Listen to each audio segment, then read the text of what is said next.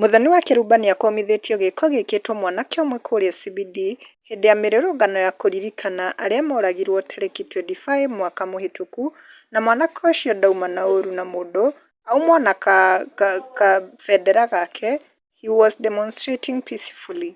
No borithi moka mamũnyita na mamũkururia ndagĩka ta ithano thĩ makĩmũtwara ngari-inĩ yao.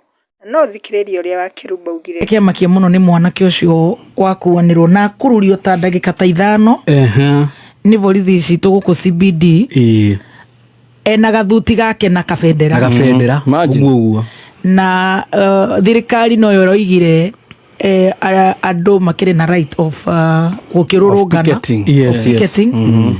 Rĩu ũgakĩrigwo na haha ndĩreciria marakara nĩho makiumaga ũgakĩrigwo really what are we doing?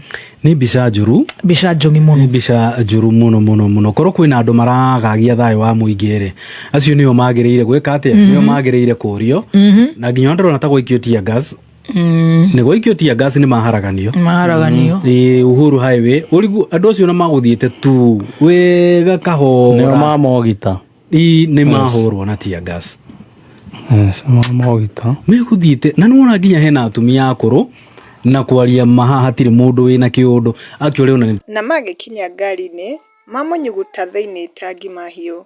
Wa Kiruba akĩrigwo na thirikari nĩyo ĩraugĩte Kenyans mena right to demonstrate.